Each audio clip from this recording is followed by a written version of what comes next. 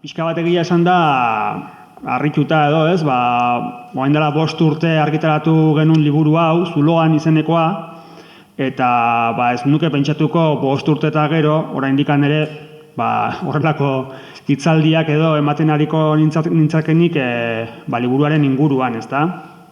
Zein beste urteen ondoren eta pandemia bat tarteko, HT eta lan baldintzen inguruko kontuak, pixka bat aktualidadean jarraitzen dutela ematen du, nik nire buruari herdoiak kendu behar izan diot, pixka bat liburuan eta azalutakoak eta hobeto azaltzeko hemen, eta horregatik ere eskerrak antolatzaileei, ez? Eta, pixka bat kontatzea, tamalez, liburu hontan kontatzen dianak, oraindik ere oso aktualidadeko gaia direla, ez? Eta ez dela asko aldatu, ez da? Ez HT-ren munduan eta ez da eraikuntzaren sektorean. Pixka bat kontatuko dizuet, orduan, liburu hau nondik abiatu zen, edo zein izan zen honen sorburua, ez da? Liburua ELA sindikatuko Manu Robles Arangiz Institutuak egindako proposamen batetik dator, ELAk urteak zeramakizkin abiadura handiko treneko lan irregulartasunak pixkat ikertzen eta dokumentazioa eta biltzen, ez? Zeukan dokumentazio mordo bat bilduta horren inguruan eta frogak eta bar, eta nolabait nahi zion aterabidea eman informazio guzti horri eta argiarekin jarri zen harremanetan ea zer egin genezakeen aztertzeko. Eta pixka bat elkarrekin azkenean adostu genuen ikerketa bat aurrera eramatea, ezta? Eta nola zeukan hainbeste informazio ELAk gai honen inguruan. Atzera egin behar dugu, eta jo behar dugu 2011-ara, 2011an Eusko Legebiltzarrak onartu zuen agiri bat edo erresoluzio bat, nun sindikatuei baimentzen zien trenbideko obretara sartzea. Eta ikuskatzea pixka bat obra horiek nola ari ziren egiten, ez? Eta hortikan eukizun aukera ELAk obretara sartzeko eta pixka bat informazio guzti hori horti dator, ez? Aipatu behar dut, liburuan azaltzen dien gauza gehienak direla Gipuzkoako tramoari dagozkionak. Eta batez ere Euskal I edo deituriko horri dagozkionak, ez da? Pentsatzen dut, Nafarroako kasuan ikerketa hau egin genuenean, oraindik obrak praktikamente ez ziren hasi.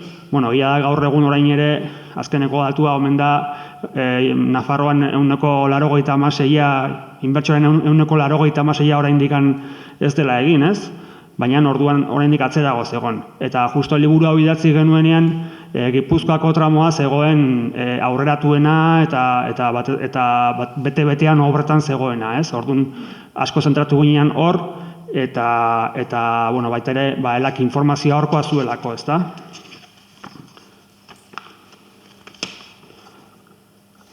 Beraz hori, pixka bat ELAren proposamenak, niri segituan engantzatu nindun, batez ere kontu batengatik. HT-ren gaia, ordura arte, ikertzen hasten ginenean beti izaten zen ingurumenari lotuta, ingurumenari egingo zaion kalteak, kostu ekonomikoak, kostu energetikoak, eta bar, ez? Holako azpiegitura erraldoi batek dakarren hori guztia, ez? Baina ez genuen kontatu ordura arte nola ari zian egiten tren hori, ez? Eta pixka bat horrek nahiko engantzatu nindun, ez? Azkenean, gaur egun gero eta kontzienteago dakagu ekologia eta ekonomia bat datozela, ez? Azkenean elkarrekin doazela, eta baita ere kontuan eduki behar dugu, esplotazioan oinarrituriko sistema jasangaitz bateragoa zela, eta hor, naturbaliabideak esplotatzen ditugun bezala, ahalik eta merkeen ateratzeko azpiegitura horiek, baita ere esplotatzen ditugula langileak, ezta? Eta horrek bai engantzatu ninduela. Ni berez, aipatu duenean, ni berez historialaria naiz, eta niri lehenengo gauza kuriosoa egin zitzaidan, edo pixka bat kuriosidadea sortu izaiten, edo lehenengo pentsamendua izan zen 19. mendean nola eraiki zituzten trenbideak. Norteko trenbidea esaten dugun hori, Araba eta Nafarroa artean Otsaurteiko tunelak egiteko 19. mendean, langile pila bat erabili zituzten eta hor hango tunelak eraikitzeko sekulako zuloak egin behar izaten zituzten, 500 metrotakoak, eta han langileak ibiltzen ziren pikatxoia eta palarekin, oso kondizio prekariotan, eta auskalo zenbat hildako egongo ziren, gehienak kanpotik ekarri zituzten, Piamontekoak, justo gaur egun HTaren kontrako mugimendua hain indartsu dagoen Balde Susakoa, inguru hortakoak, ez? Eta, pixka bat hori etorri zitzaiten burura, ez? Baina baita ere aipatu dezakegu adibidez, Espainiako estatuan lehenengo trenbide linea nola egin zen. Eta ez naiz ari Bartzelona-Matarokoa, Lehenengo trenbide linea Espainiako estatukoa izan zen Kuban, Habana eta Guines artekoa. Orduan Espainiar imperioaren barruan zegoen Kubako kolonia eta gainera esklabotza oraindik ez zegoen abolitua. Eta lanesku esklaboa erabiliz eraiki zen baita ere trenbide linea hori, ez? Orduan bagoaz pixkanaka atzera eta ikusten dugu nola errepikatzen diren gauza horiek, ez? Edo jo dezakegu adibidez 36ko gerrara. 36ko gerraren ondoren gerran kaltetutako trenbideak eta berreraikitzeko eta trenbide berriak eraikitzeko langile bataioiak erabili zituzten. Eta langile bataioietan esklaboak, noski. Orain dela gutxi argian argitaratu dugu erreportaje bat, Ander Leonek idatzia horren inguruan, eta oso garbi geratzen da, ze kondizioetan egiten zuten lan, ez? Adibidez, Nafarroan, Castejon eta Cortes arteko trenbidea desdoblatzeko 1.500 eta 3.600 esklabo artean erabili zituzten. Eta, oso lan baldintza prekariotan, ez? Goizeko 8 arratsaldeko 7 edo iluntzera arte lan eginez, astelehenetik larun batera, oso baldintza eta ihesaldiak eta hildakoak ere egon ziren, ez? Trenbide horietan. Eta, pixka bat azkenean 21. mendera gatoz, ez? Eta HTN ere, orain ere, badira hildakoak, ez? HTko obran, ez? Liburu honetan kontatu ditugu xetasunez hainbat kasu, lan istripuenak eta hildakoenak, adibidez Tolosan, aldaba txikin, Dunperra gainera erori zitzaion langile batena, edo dinamita kartutxo bat eskuetan lehertu zitzaion beste batena, pixka bat ikusten da badaudela kasuak, ez?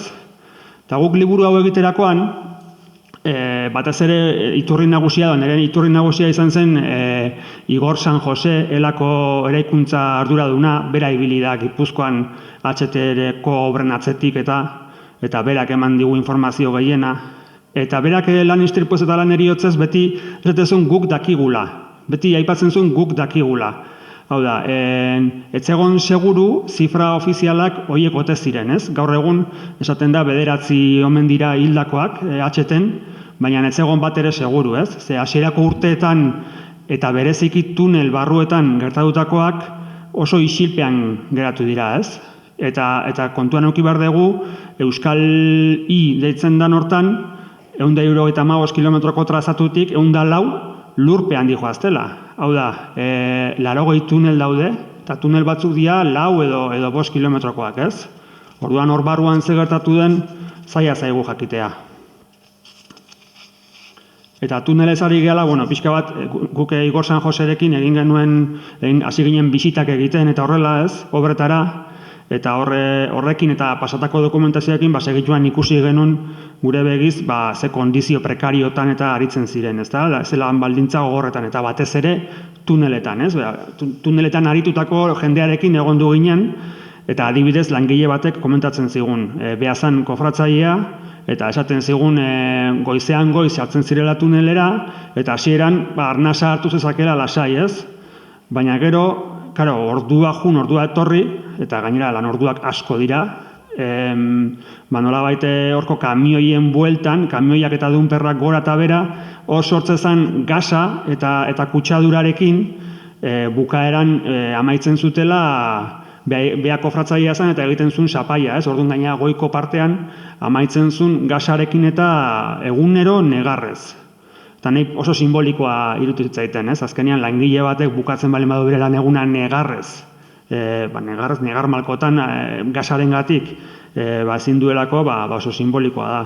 Edo beste kasu bat, tunel barrukoa jatorduak, jateko garaian tuneletik kanpora irten behar izaten ziren, zeren eta, edo bestela kanpin denda baten barruan jan behar izaten zuten behaien ogitartekoak, ogitartekoa zorrotik atera orduko, dana belztu egiten zen.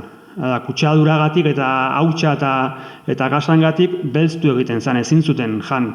Orduan egin behar izaten zituzten, igual kilometro askotako bidaiak oinez, tuneletik kanpora atera, biskor jan eta berriro buelta, ez? Zer eta janari garbia jateko. Pixka bat, hoidia kondizioak, ezetasuna, zarata, eta batez ere lanorduak. Lanordu pila bat sartzen dituzte, eskandalua da. Hilean 160 ordu sartzen dituzte. Astean 50 edo 60 ordu. Eta urtean 300 edo 400 ordu estra sartzen zituzten, oso normala zen hori pilatzea, eta gainera ordu normal bezala kobratzea, eta hori kobratzen zutenean, askotan ez zuten kobratzen hori ere. Eta tuneletan gainera egoera larriagoa da, tunela berez mehatze gune bat izanik, berez 6 ordu bakarri sartu ditzazkete. Lehen aipatu duten gasen eta toksikotasun horren eta penosidade horren kontuen gatik, ez? Baina hauek sartzen zituzten bikoitza 12 orduko txandak eta horrela egiten zituzten, ez?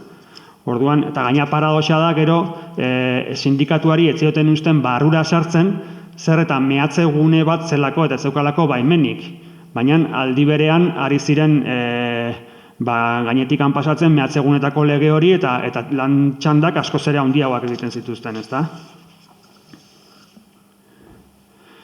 Eta pixka bat liburua egiten hasi ginen eta gu izan ginen esplotazio kasu baten lekuko izan ginen.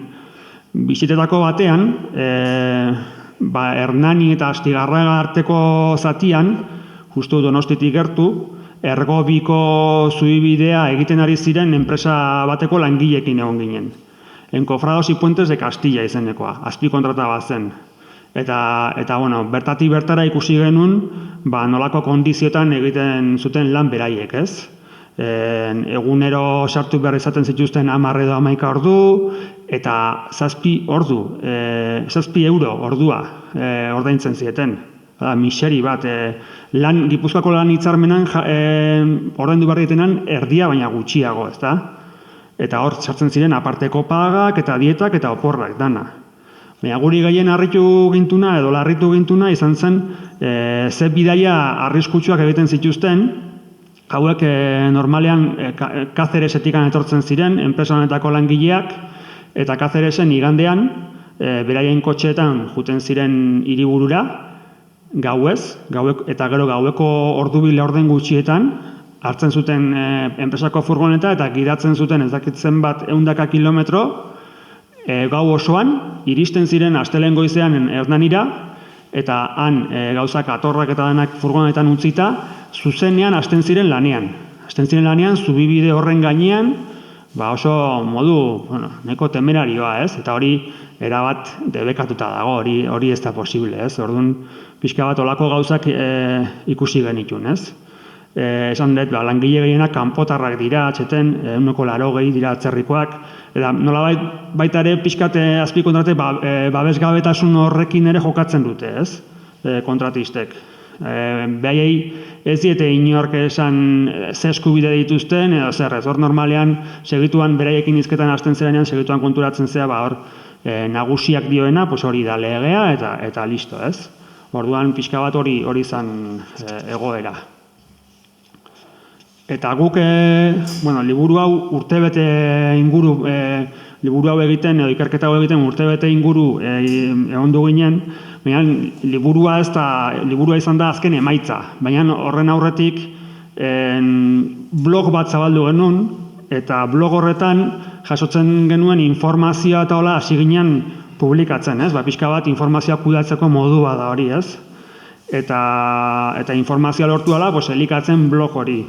Eta Encofrados y Puentes de Castillako kasu hau, Astigarraga Hernaniko kasu hau, baitare jarri genuen blogean, eta bere berri eman genuen, eta informazio guzti hori eman genuen, ez? Eta artikulu hau publikatu eta berehala, Igor San Joseri, elako eraikuntza arduradunari, segituan hasi zitzaizkien deitzen, telefonoz, zati horretako UTeko arduradunak, ordurako zeukaten, urrengo egunerako zeukaten artikulua gaztelaniara itzulita, guk euskaraz publikatu genuen eta segituan itzuli zieten enpresako arduradunei, eta galdetuz, nominak nondik atera zituzten, eta orduen parteak, eta informazio hori, nondik atera genuen, ez? Eta ez ziren konturatzen beraiek eman zigutela informazio hori, derrigortuta zeudelako. Sindikatuari eman zioten eta sindikatuak guri, ez? Adibidez, obra enkargatuak ere deitu zion oso haserre, zeari, Igor San Joseri, esanez, zer esaten zuten gure beraien arropaz, ez? Eta arropari buruz, ez? Eta, karo, nik artikuluan jarri nuen esaldi bat, niretzako oso simbolikoa zena, langile batek esandakoa, eta esaten zuen, prakak urratzen dituenak ordaintzen du beti dena. Hau da, langileen lanak mugitzen dula dena, beste guztia espekulazioa da azken batean. Orduan, langileak ordaintzen du, ez? Eta, pixka bat, bantzan ez zieten ondo itzuli obra enkargatuari eta pentsatu zuen bere arropakin sartzen ari ginala edo ez dakit, lako zerbait. Orduan, hori, pixkat zuloan blogean argitaratutakoaren ondoren, nolabait horrek eragina aukizun, eta enpresa prekora joan behar izan zen, hori da lan gatazkak bazteko edo negoziatzeko prozedura bat, erakunde bat, eta prekon enpresak onartu behar izan zuen gaizkiari zela, hitzarmena ez zuela betetzen, eta lortu genuen langileen lan baldintzak aldatzea. Adibidez, behien soldata 140 igotzea, ez? Badirudienez, tekla egokia jo genuen, eta norbaiti bulegoren batean nola deseroso jarri genuen, ez? Eta hor pixka bat bai irakasgai bat, ez? Azkenean ematen du botere ekonomikotik nahiko ohituta daude behaien trapuzikinak ez aireratzen. Eta gutxiago euskarazko medio batek, ez? Eta pixka bat nik uste dut horrek nolabaiteko nahasmena edo deskolokea ere sortu ziela, ez?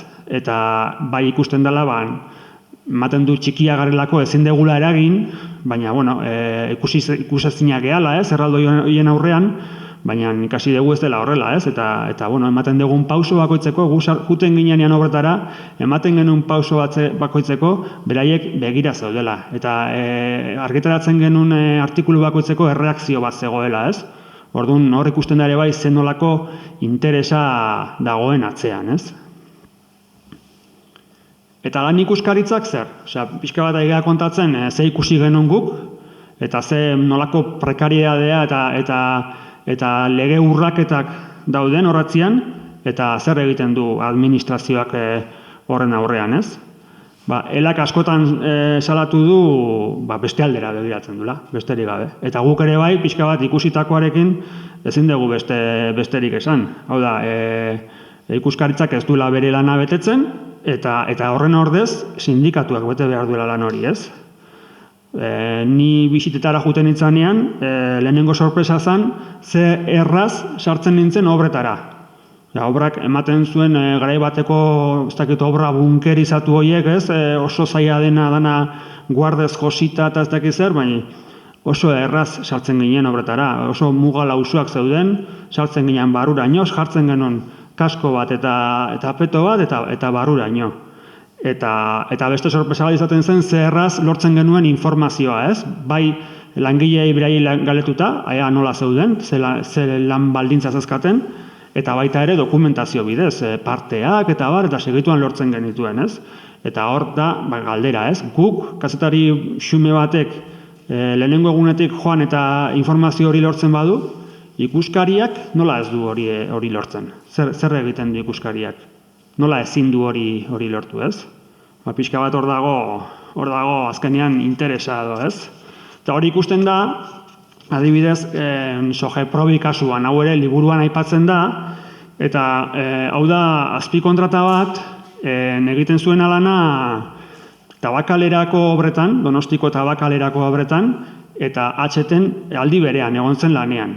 Eta elak salatu zuen Tabakaleran ez zituelako lan hitzarmena betetzen eta salatu zuen lan baldintzak eta beraiek onartu zuten Tabakaleran gaizkiari zirela eta onartu zuten ondo jotea. Eta aldi berean salatu zuen HTen ere gaizkiari zirela, langile berak ziren, 15 kilometrotara, langile berak ziren, bueltaka zebiltzanak, eta HTen erabat gotortu ziren eta luzamendutan ibili ziren, eta ez zuten onartu gaizkiari zirela, ez? Orduan hor ikusten da ze diferentzi, obra bat edo beste, eta hor HTaren atzean ze interes edo dauden, ezta? Eta, pixka bat zein da interesa, zein da pastela edo, ez? Hau da, grafiko bat ere publikatu genuena ikerketa egiten genuen bitartean, eta, guk gure ikerketatxoa edo egin genuen, zati ezberdinak Euskal Iari dagokiona, hau da Euskal Iko zatiak. Eta 37 zatietatikan, 34tan UTeak ze proporziotan banatzen ziren jakin genuen eta zenbateko diru jaso zuten, ez? Ez da errexea, UTe baten portzentajea jasotzea, adibidez, Quien cobra la obra hau egunean, Zibio Fundazioa saiatzen zen hori egiten, baina nahiko izaera erreserbatua dakate informazioiek eta zaila da. Gu lortu genuen 34 zatitakoak, 37tik 34 zati, ez? Orduan nahiko kompletoa da alde horretatik. Eta ondorio batzuk, ez? Hor ikusten da pixka bat. 10 gehien kobratzen duten edo gehien jasotzen duten 10 multinazionaletatik 7 dira Espainia mailako konpainia multinazionalak edo, ez? Eta gero ja daude beste batzuk Euskal Herri mailako enpresak edo direnak, ez? Hor ikusten da, lehenengo postuan Isolux Corsan, gero ACS, eta gero hor nahiko atzean hasten dira Balzola edo Altuna Iuria eta horrelako ezagunagoa zaizkigun horiek, ez? Hor pixka bat ondorioa da, azkenean, hainbeste HT gora HT bera, aurrekontutatik lortzen degula ezakezen milioi eta inbertsioak eta ematen du aberastasun bat bideratuko dela Euskal enpresetara eta horrek nolabait bustiko duela gure ekonomia, baina hemen azkenean diruaren gehiengo handi bat joaten da Espainia mailako konpainia multinazional horietara, eta hemen ez da zer ikusten, ez? Hor pixka bat nahiko ondorio garbia, ez? Nafarroko kasuan ez dakit nola izango dan, nik azkeneko irakurri detena OHL edo ASBI eta olako batzuk ere badabiltzat artean, baina pentsatzen dute adjudikatuen artean antzeko kontuak gertatuko direla. Eta, pixka bat azpikontratazioaren mundua, ez da? HTko obretan, normalean, eraikuntzaren sektorean gertatzen denaren nahiko ispilua dira, ez? Azpikontratazioa bihurtu da eraikuntzako gaitza handi bat, eraikuntzako bakarrik, ez? Azkenean gizarte honetako eta ekonomia sistema honen gaitza handi bat, ez? Eraikuntzaren sektorean behintzat lan baldintzak guztiz ondoratu dira, azpikontratazioaren ondorioz, eta eraikuntzan oso garbi ikusten da hori, ez? Eta hitzarmena ez betetzea da sistematikoa. Eta orain lan erreforma bat onartu da Espainiako estatuan, horre badirudi azpikontratazioari nolabaiteko muga batzuk jarriko dizkiotela, baina hor letra txiki asko dago eta ikusi behar da. Eta batez ere, lehen ere bazeuden muga batzuk, baina kontua da, lan hitzarmena ez da betetzen sistematikoki, ez da betetzen. Orduan, azkeneko joera begibistakoa da. Ikusten da, enpresa gutxi batzuek egin dute beraien negozio hildoa edo beraien poltsa handitu dute, baina aldi berean beraien plantillak argaldu egin dituzte, beraien lantalde argaldu egin dute, eta nola? Azpi kontratatuz, eta eskaintzak ahalik eta gehiena merketzeko, ez? Eta horrela, adibidez, betidanik eraikuntza munduan ditutako enpresa txikiak edo ertainak, ezin lehiaturik gelditu dira eta asko itxi egin behar izan dituzte, ez da? Adibidez, Encofrados y Puentes de Castilla, leheno aipatu duten Astigarragako enpresa hau azpi kontratatu zuen Ulmak Eta Ulma, kooperatiba, zegoen azpikontratatuta hiru lan uteko moiluak. Hau da, zen azpikontrataren azpikontrata bat. Hori da pixka bat egoera, ez? Eta bueno, gukuten ginean bisitetara area, astigarra gara, egia da, ez genuen ikusten moiluako langile bakar bat ere. Denak ziren azpikontratak. Langile guztiak ziren, Encofrados y Puentes de Castilla, ez dakizen, eta denak ziren kanpoko beharginak, normalean oso kondizio prekariotan lan egiten zutenak, eta beste aukerarik ez zutelako, onera etortzen zirenak lanera, ez? Eta, bueno, pixka bat hor dago, azkenean hor dago negozioa eta obra hauen beste trampa handi bat, ez? Nolabait, pixka bat, guk irudikatzen badegu HT-ren balantza bat edo, ez? Balantza hortan jarriko genuke, eskaintzen omen ditun balizko zerbitzu moderno horiek, ez? HT batek, eta balantzaren bestaldean jartzen dugu ingurumenari egingo dizkion kalteak, kalte sozialak, ekonomikoak, eta bar, ez? Eta hor garbi dago, baina gainera eske balantza horri gehitu beharko genioke kostu laboralak edo, ez? Orain kontatzen ari naizen hau guztia, ez? Azkenean makroazpiegitura honek bakarrikan lan esplotazioaren bidez egin daitezke olako azpiegitura handiak, ez? Eta horrek ageriago uzten du oraindikan olako azpiegituren zentzu gabekeria. Eta behin puntu ontara iritsita, baten batek galetu dezak ere, bai, ez, eta zilegi da. Zergatik hobetu behar ditugu langile horien baldintzak, gure lurra suntsitzen duen obra bat egitera etorri badira, edo eraikitzen ari badira. Ni galdera horri, beste galdera batekin ere erantzungo nioke, ez? Eta ze beste aukera dakagu. Ze azkenean ulertzen baldin badegu, esplotazio laborala eta ingurumenaren suntsiketa eskuti datozela, kapitalismoaren bi zutabe direla eta bi zutabe banaezina direla, pentsatu beharko genuke biak borrokatu behar ditugula. Ez bakarrik bat edo beste, biak dira borrokatu beharrekoak. Eta horregatik, ez? Azkenean, jende honen prekaria eta lan baldintza hori denak, horregatik borrokatu behar dira baita ere. Eta nik honekin amaitzen dute nire azalpena. Eskerrik asko.